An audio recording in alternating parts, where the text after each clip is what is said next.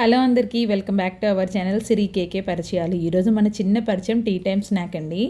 మైదా sugar use చేస్తేనే కాదండి, ఇంట్లో ఉన్న గోధుమ పిండి బెల్లం యూస్ చేసినా కూడా కేక్ చాలా స్పాంజీగా వస్తుంది. పిల్లలు బ్రేక్ బాక్సెస్లోకైనా టీ టైమ్ స్నాక్స్కైనా చాలా బాగుంటుంది ఈ కేక్. మీరు కూడా తప్పకుండా ట్రై చేయండి.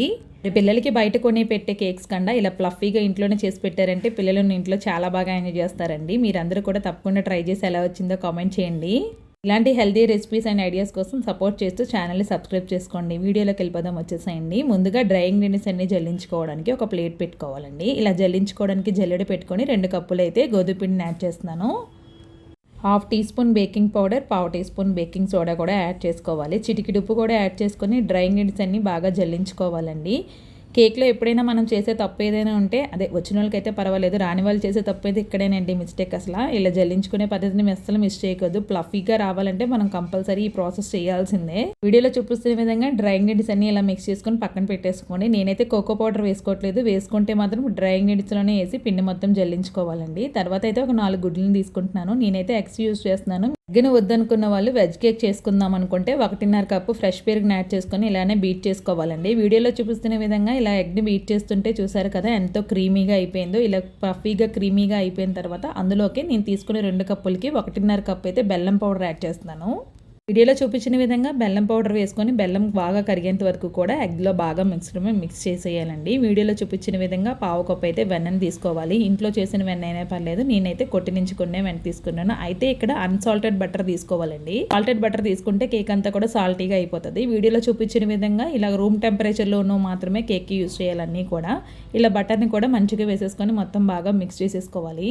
1 స్పూన్ వెనిలా ఎసెన్స్, 1 స్పూన్ అయితే పైనాపిల్ ఎసెన్స్ వేస్తున్నానండి. ఎందుకంటే మనం ఎగ్ వేసుకున్నాం కాబట్టి ఎగ్ స్మెల్ రాకుండా వేసుకుంటున్నాను. మీ దగ్గర ఎసెన్స్ లేనట్టయితే 1 టేబుల్ స్పూన్ అయితే యాలకుల పొడి వేసుకొని బాగా మిక్స్ చేసుకోవాలి. మనం వెట్ ఇంగ్రీడియంట్స్ అన్ని కలిపేసాం కదండి, ఇది అందరికీ కూడా డ్రై ఇంగ్రీడియంట్స్ జల్లించుకొని పెట్టుకున్నాం కదా, అన్నీ కూడా యాడ్ చేసుకుంటూ కొంచెం యాడ్ చేసుకుంటూ మొత్తం అంతా కలుపుకోవాలండి. వీడియోలో చూపించిన విధంగా ఒకే విధంగా వేసినా కూడా కలుపుకోవడం అవ్వదు కదా, కొంచెం యాడ్ చేసుకుంటూ పిండిని మొత్తం పిండి అంతటినీ కూడా బ్యాచెస్ వైజ్ లాగా యాడ్ చేసుకోవాలండి. ఈ విధంగా యాడ్ చేసుకున్న తర్వాత మొత్తం బాగా కలిపేసుకోవాలి. మొత్తం లమ్స్ లేకుండా కలుపుకున్న తర్వాత అవసరానికి అయితే కొంచెం పాలు యాడ్ చేసుకోవాలి.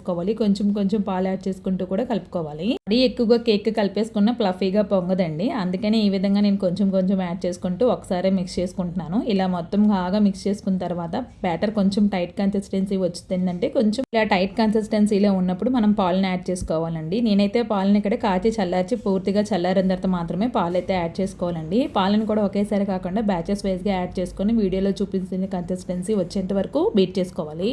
ఇలా మొత్తం కూడా బాగా ఒకసారి కలిపేసుకోవాలండి. కన్సిస్టెన్సీ మాత్రం ముఖ్యం కేక్కి. ఈ కన్సిస్టెన్సీ వచ్చిందంటే ప్లఫీగా కేక్ అనేది వచ్చేస్తుంది. నేనైతే కేక్ టిన్లో చేయట్లేదండి, ఇంట్లో ఉండే కడాయిలోనే చేస్తున్నాను. అందుకే ఆయిల్ మొత్తం కడాయికి ఇలా గ్రీస్ చేసుకోవాలి. మీరైతే గిన్నెలో చేసుకుందామంటే అడుగు కొంచెం మందంగా ఉండే గిన్నె పెట్టుకుంటే కేక్ అనేది బాగా వస్తుందండి. వీడియోలో చూపించిన విధంగా కడాయికి కొంచెం నూనె రాసుకున్నాను కదా. కేక్ని ఇంకొంచెం ఈజీగా డిమోల్డ్ చేసుకోవడానికి అయితే నేను ఆడి ఈకో బేకింగ్ వాళ్ళది బేకింగ్ పేపర్ యూజ్ చేస్తున్నానండి. బేకింగ్ పేపర్ లేదనుకుంటే మీరు కొంచెం పొడి పిండిని స్ప్రింకిల్ చేసుకొని రెడీ చేసుకునే బ్యాటర్ని అందులో వేసేసుకోవచ్చు.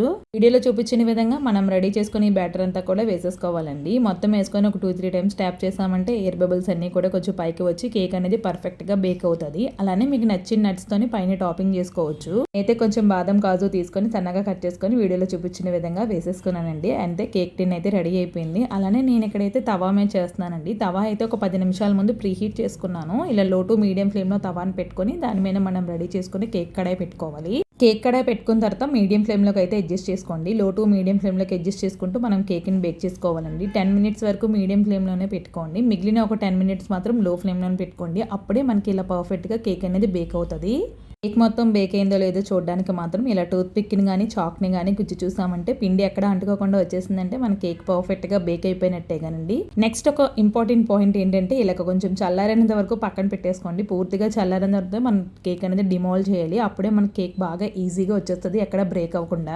ఇక చల్లారిన తర్వాత అయితే చూపిస్తున్నానండి. వీడియోలో చూపించిన విధంగా మొత్తం కేక్ తీసేసుకున్నాను. ఇంకా బేకింగ్ పేపర్ వేసాను కదా, అది కూడా తీసేసుకున్నాను. చూసారు కదా ఎంత ప్లఫీగా వచ్చేసిందో, అసలు ఎంతో స్పాంజీగా వచ్చేసిందండి. మనం ఎలాంటి కలర్స్ ఆర్టిఫిషియల్ కలర్స్ ఏవి యాడ్ చేయలేదు. అంత మంచి కలర్తో మనకి బెల్లం గోధుమ పిండితో కేక్ అనేది రెడీ అయిపోయింది. కేకైనా పెద్దవాళ్ళకైనా బయట నుంచి తెచ్చిపెట్టకుండా ఇలా ఇంట్లోనే హెల్దీగా కేక్ ప్రిపేర్ చేయండి. కొంచెం టైం కేటాయించామంటే ఇంట్లోనే చాలా స్పాంజీగా కేక్ అనేది రెడీ అయిపోతుంది. మీరు కూడా రెసిపీ నచ్చితే తప్పకుండా ట్రై చేసి ఎలా వచ్చిందో కామెంట్ చేయండి. మరికొన్ని ఇలాంటి రెసిపీస్ మీకు కావాలంటే సబ్స్క్రైబ్ చేసుకొని బెల్ ఐకాన్ క్లిక్ చేయడం మర్చిపోకండి. వీడియో నచ్చితే లైక్ చేసేయండి.